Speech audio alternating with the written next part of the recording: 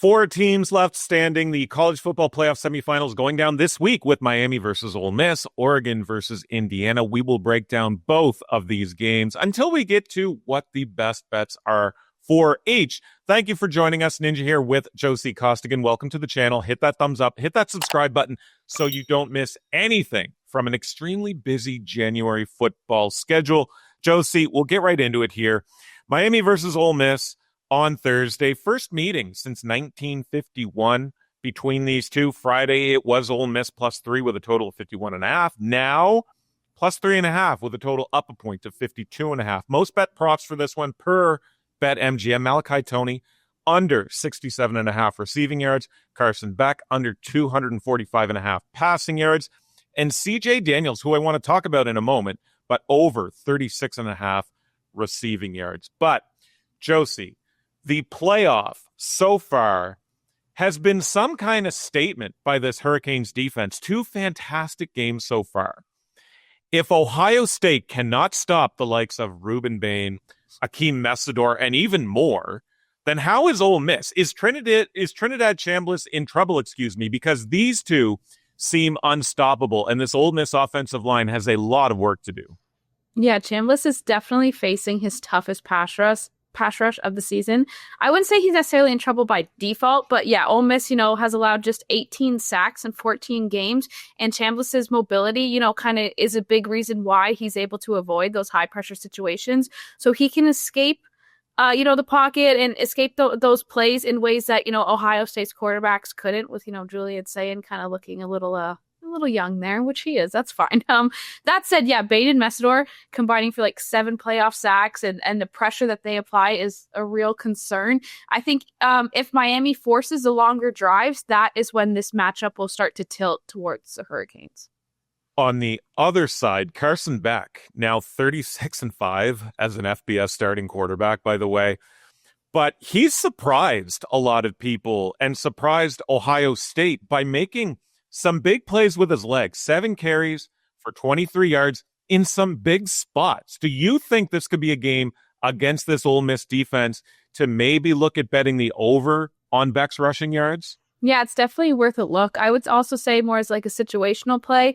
This is where live betting can maybe come into handy, because, Ole Miss's run defense has kind of tightened up lately. They held Georgia and Tulane to just 3.4 yards per carry, which could push Beck into more of a scramble situation. I don't think he's going to be a featured runner, but he could definitely find a few opportunistic lanes if he wants to, cash like a modest rushing prop. So I don't go crazy with it, but if you're looking at like a 20 to 25, for sure jump on it. Yeah. But live betting's always good there. And I feel like, speaking of props, with a guy like the hype generated by Malachi Toney, which is deserved because he is elite, but Miami receivers like a CJ Daniels, who I mentioned at the top with that 36.5 receiving yardage prop being one of the most bet for this game. I feel like he gets forgotten a little bit, and he had a nice game against Ohio State, but could this be a guy that we target in prop bets? Yeah, we're at the point of a playoff run where depth is crucial here, as we see across all sports. But yeah, I think this matchup suits him really well. I think Ole Miss can be vulnerable to, passing game. And often I think Miami's the type of team who will look to Daniels for those rhythm throws when defenses are kind of overcommitting to, stop Mark Fletcher Jr., who's obviously, the key to that offense. So if he quietly produced against Ohio State, and if Ole Miss is prioritizing taking away the run with Fletcher and, even Beck, I think Daniels could emerge as Carson Beck's go-to option. We all sort of know, and you've talked about it already, like how much of an impact a guy like Trinidad Chambliss can have on this Ole Miss team. And there's many out there that think he should have been one of the Heisman finalists. And I can't really disagree there. He's just that good. But when I look at this game, I feel like, maybe a guy like Kwan Lacey is going to have to come up big, and it feels like a near impossible task trying to generate big plays on the ground against Miami and against this Miami front. But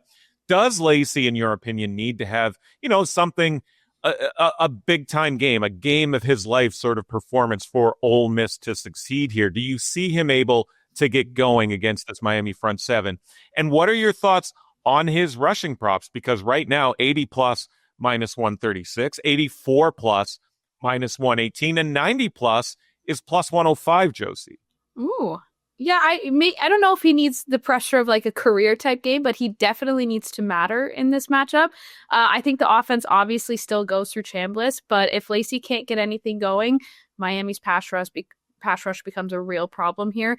Yeah, that said, I don't think it's a terrible matchup for him either. I think Ole Miss has run the ball better later in the year, and they're showing a little bit more physicality. I think Lacey's also been really steady the last few games, topping 80 rushing yards, in multiple big spots and scoring in 8 straight games. Miami's obviously pretty aggressive, and Ole Miss's tempo, plus Chambliss's mobility can create lanes if the Canes start, applying a little bit too much pressure again with that pass rush. So my bottom line for me, I don't think he needs, 120 plus yards, but if he's in that 80 to 90 yard range, which is where I would be looking, finishing those drives, I think Ole Miss can absolutely, function with him there. So yeah, he needs a big game for sure. And yeah, he had 23, 24 rushing touchdowns this season, and he's around minus 185 in anytime touchdown market. So do with that what you will if you're interested. But Josie, let's get into your pick here. We talked about it. Ole Miss plus 3.5. The total is 51.5. Money lines have Miami at minus 180. Ole Miss coming back at plus 150. Star power up and down both rosters here. But what do you like? Yeah, I think Miami's, 3.4 sacks per game pass rush is going to match up really well against Ole Miss's, tempo offense. And I think they're really going to limit explosive plays, even with, Trinidad Chambliss's mobility. And I think if you pair that with Miami's, run heavy, clock controlling approach with, Mark Fletcher Jr. kind of, leading them. And, a Hurricanes defense that's allowed only 17 playoff points. I like the under here at, I grabbed it at 51.5, but now it's up to 52.5, even better. So jump on that. Folks, spice up your CFP and NFL playoff betting opportunities with Prop Professor, because right now you can get it for 50% off for the first month. Get hundreds of plus EV bets every day. Get a real shot at finding long-term profit. NFL, college football, the NHL, and plenty more leagues all covered here. There's a great arbitrage tool. There's a fantasy optimizer as well. Easily the best bang for buck app on the market compared to its competition. So use the promo code SHARK50 at checkout and get 50% off for that first month. Let's go to Oregon, Indiana. Looking right now, Indiana minus 4, the total 46.5. Josie, how impressed were you with that Oregon shutout win over Texas Tech? 23-0.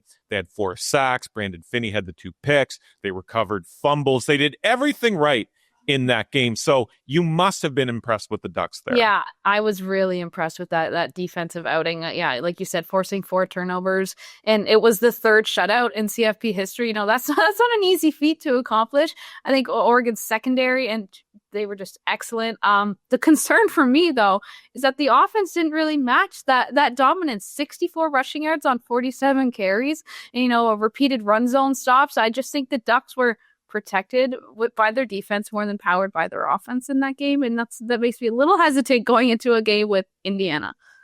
And yeah, another impressive win was Indiana over Alabama. Indiana made a real statement in that win. We've talked a lot about Indiana this season, but what was it that stood out to you in that win against Bama? Because Mendoza was good. He was efficient. They were so good on 3rd down, though. It was just domination, Josie. But did anything in particular jump out to you? Yeah, honestly, even the last few games with Indiana, beyond the scores, just how clean and controlled they look. I think, the Hoosiers limiting Alabama to just under 200 total yards and 23 rushing yards. Like you said, winning those early downs, they just completely dictated the tempo in that game. I also think too, like Mendoza, coming off a Heisman win, he didn't need to force anything. He was very, surgical in his playmaking. And Alabama just never was able to adjust to Indiana's physicality up front, which is really impressive considering, the Tide does always have a good talent level. It is a rematch of Week 7 where Indiana won by 10, 30-20 at Oregon. It was a while ago, Josie, but back then neither QB was at their best. Mistakes were made. But were there any learns from that game that we can take into this one as bettors, Josie? Yeah, it's kind of exciting to see, the Heisman winner. And then, we all know Dante Moore is kind of potentially a projected first overall pick for the NFL draft. So it'll be interesting to see.